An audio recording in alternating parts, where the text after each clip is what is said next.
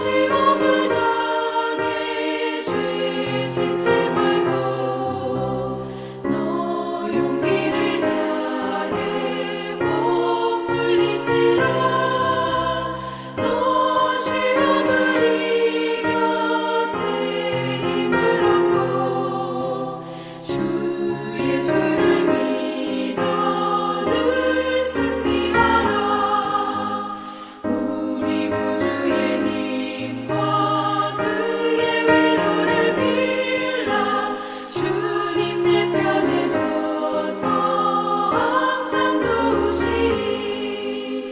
내 친구를 삼가 잘 선택하고 너네를 삼가 늘 조심하라. 너 열심을 다해 늘 충성하고 온 정성을 다해 주 봉사하라. 우리 구주의 힘과 그의 위로를 빌라. 주님 내 편에 서서 항상 도우시리.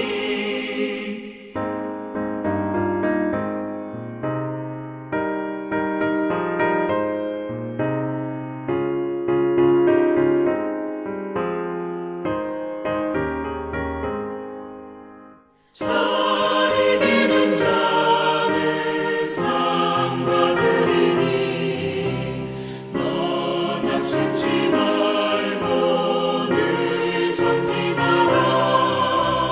내 구세주 예수 힘 주시리니 주 예수를 믿어 늘 승리하라.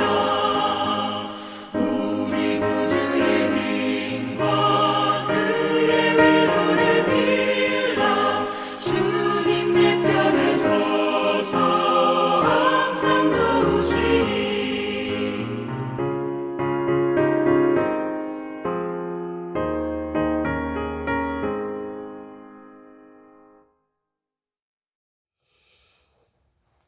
오늘 아침 함께 묵상하실 하나님의 말씀은 열왕기하 5장 15절에서 19절입니다. 제가 본문을 봉독하겠습니다. 15절. 나아만이 모든 군대와 함께 하나님의 사람에게로 돌아와서 그의 앞에 서서 이르되 내가 이제 이스라엘 외에는 온 천하에 신이 없는 줄 아나이다. 청하건대 당신의 종에게서 예물을 받으소서 하니 이르되 내가 섬기는 여호와께서 살아계심을 두고 맹세하오니 내가 그 앞에서 받지 아니하리라 하였더라. 나아만이 받으라고 강권하매 그가 거절하니라. 나아만이 이르되 그러면 청하건대 노새 2마리의 실을 흙을 당신의 종에게 주소서. 이제부터는 종이 번제물과 다른 희생 제사를 여호와 외에 다른 신에게는 드리지 아니하고 다만 여호와께 드리겠나이다. 오직 한 가지 일이 있사오니 여호와께서 당신의 종을 용서하기를 원하나이다. 곧 내 주인께서 림몬의 신당에 들어가 거기서 경배하며 그가 내 손을 의지하심에 내가 림몬의 신당에서 몸을 굽히오니 내가 림몬의 신당에서 몸을 굽힐 때에 여호와께서 이 일에 대하여 당신의 종을 용서하기를 원하나이다 하니 엘리사가 이르되 너는 평안히 가라 하니라. 그가 엘리사를 따라 조금 가니라. 성도 여러분, 오늘 본문의 말씀은 우리가 너무나도 잘 아는 아람 군대 장관 나아만의 이야기입니다. 당대 최고의 권력을 가진 존귀한 자였으나 나병이라는 절망적인 한계를 안고 있었지요. 겉으로는 화려한 갑옷을 입고 있었지만 그 속은 썩어져 가는 절망의 상태였던 겁니다. 어쩌면 우리의 삶도 이와 같을 때가 있을 수가 있을 것 같습니다. 남에게는 완벽해 보일지라도 누구나 말 못할 인생의 나병 하나쯤은 안고 살아가지 않습니까? 그러나 이러한 나병은 반드시 치유를 해야 되는 것이지요. 오늘 본문에서 나온 나아만의 경우는 치유의 3가지 단계가 있었습니다. 첫째는 작은 목소리에도 귀를 기울이는 순종이 시작이 됐다는 겁니다. 나아만을 엘리사에게로 인도한 것은 지쳐놓거나 덕망 있는 권력자가 아니라 이스라엘에서 잡아온 지체 낮은 어린 소녀의 말 한마디였지요. 하나님은 때때로 우리가 하찮게 여기는 상황이나 사람을 통해서도 이렇게 길을 여십니다. 내 생각과 고집을 내려놓고 작은 음성에도 귀를 기울일 때 회복의 역사가 시작되기도 합니다. 두 번째 단계는요, 교만을 내려놓고 내 방식이 아닌 하나님의 방식에 순종했다는 겁니다.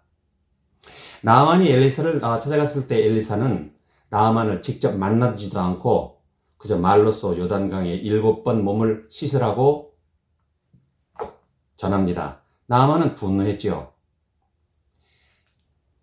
자신의 지위를 생각했을 때 엘리사가 직접 나와서 안수 기도를 해주리라고 생각하는 그런 최소한의 기대에도 어긋났기 때문이죠. 하지만 하나님의 은혜는 내 상식이 아니라 그분의 말씀에 머무를 때 임하게 됩니다.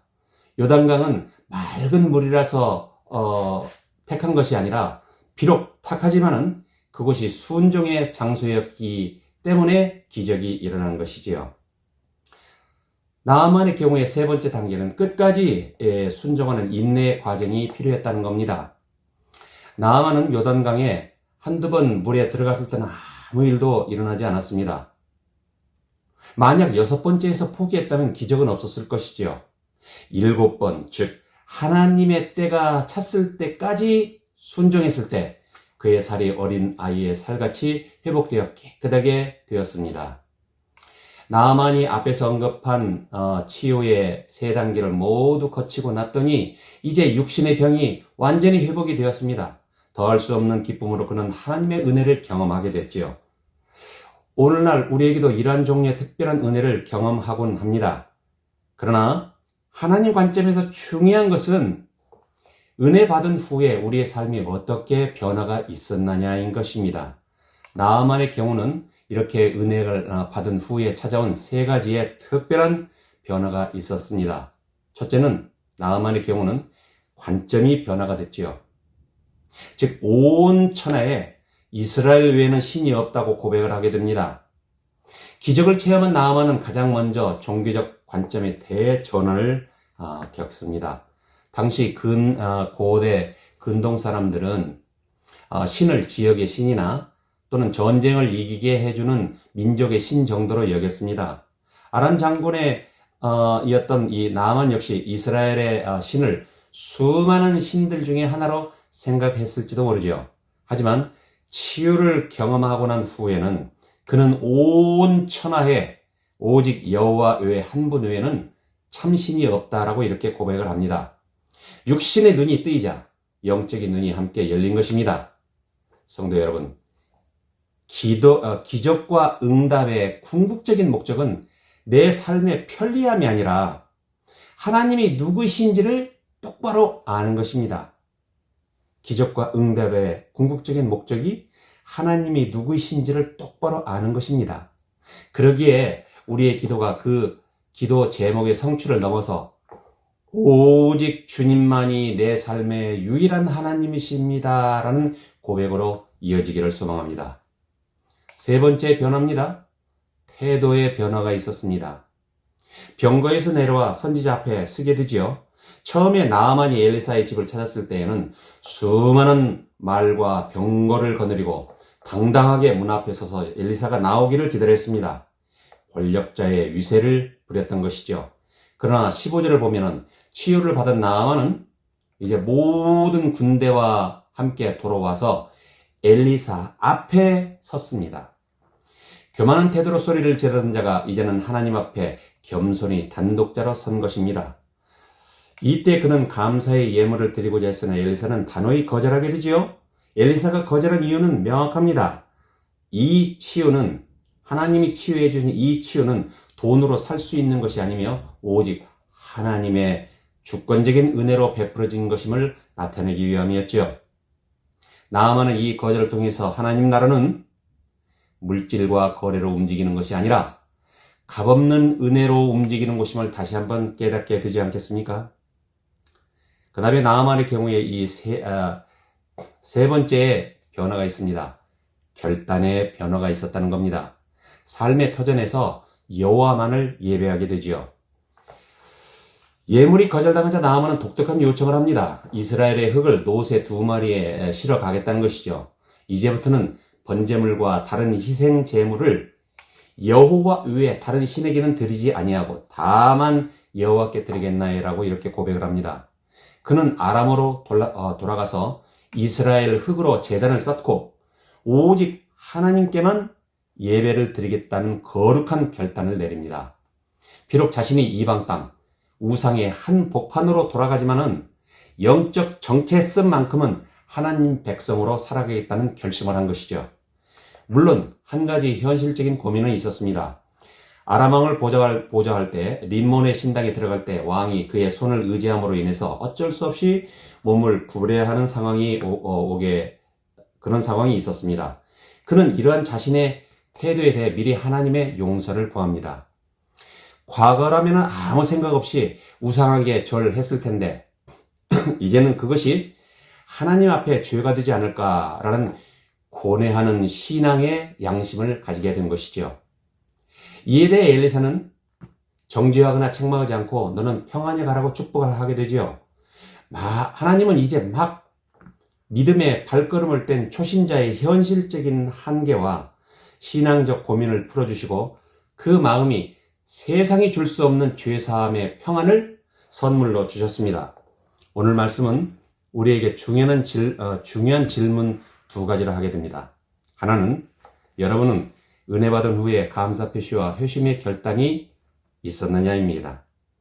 만약 나아만이 요단강에서 병의 고침을 받자마자 엘리사에게 감사 인사도 없이 곧장 아람으로 돌아가 버렸다면 그는 육신의 치유는 받았을지언정 영혼의 구원은 받지 못했을 것입니다.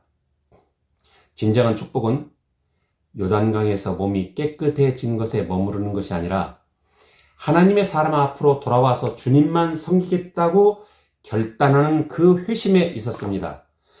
누가복음 17장에 언급된 10명의 나병 환자가 예수님께 병 고침을 간구하였기에 가서 제사장에게 너희의 몸을 보이라 하였더니 가는 도중에 깨끗함을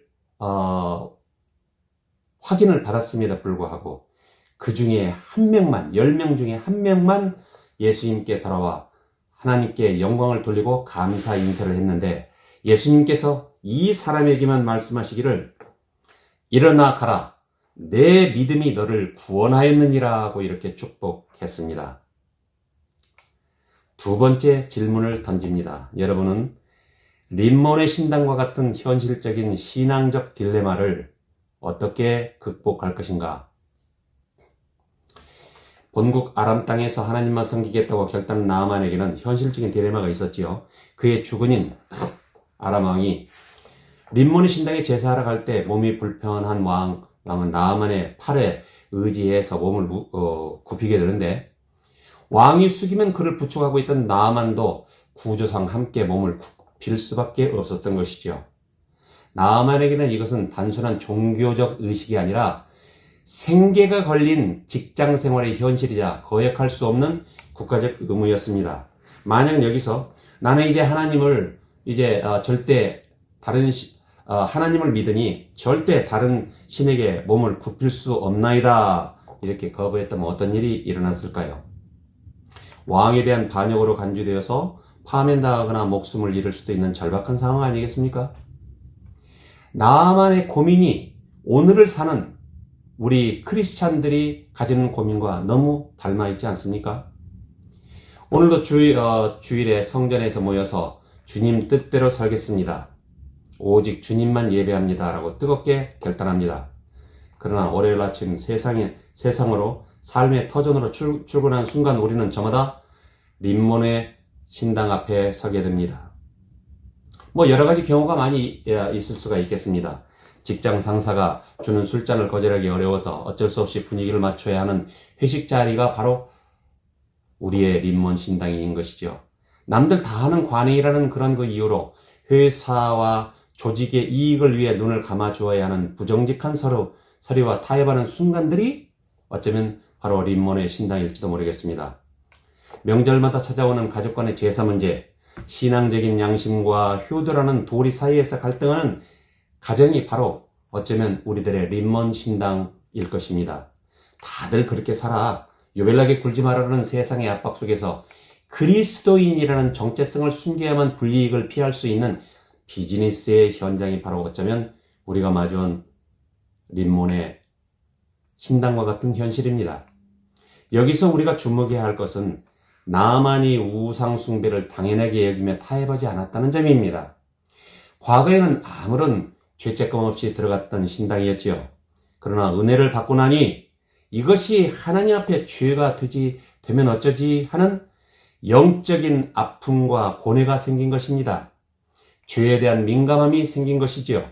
엘리사는 그런 나아만을 향해서 당장 장관직을 사표내고 나오라고 다그치지 않았습니다. 오히려 너는 평안히 가라. 그의 연약함과 삶의 무게를 품어 주었습니다. 하나님은 우리가 발을 디디고 사는 세상의 구조가 얼마나 견고하고 거친지 잘 알고 계십니다. 주님은 필요에 따라서 죽음까지도 불사하는 완벽함을 원하시는 경우도 종종 있지요.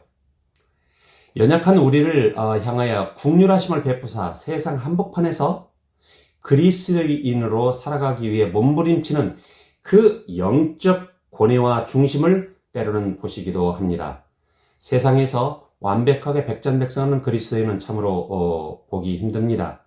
때때로 타협하고 때로는 신앙 양심을 저버려 패배감과 정죄감에 사로잡힐 때가 있습니다. 그러나 하나님은 우리를 심판하시는 분이 아니라 세상살이가 참 힘들지 내가 다 안다 하며 안아주시는 분이십니다. 올바른 신앙은 실패했을 때 영영 주저앉아 버리는 것이 아니라 나를 용납하시는 하나님의 은혜를 의지해서 다시 일어나 주일 예배 자리로 돌아오는 것입니다. 사랑하는 성도 여러분, 하나님은 우리에게 세상과 절연한 채 수도원 같은 데 모여서 살라고 하지 않으셨습니다. 우리를 림몬의 신당이 가득한 세상 한복판으로 한 사람 한 사람을 파송하셨습니다. 이번 한 주간 어쩔 수 없이 몸을 굽혀야 하는 세상의 거대한 벽을 만나더라도 낙심하지 마십시오. 여러분의 마음의 중심이 하나님께 가 있다면, 그리고 그 속에서 거룩한 몸부림을 치고 있다면 주님은 여러분을 향해 평안히 가라 말씀하시면서 세상이 줄 수 없는 위로와 감당한 힘을 주실 것입니다. 그러한 주님을 의지하면서 이번 한 주도 세상 속에서 승리하시기를 축원드립니다.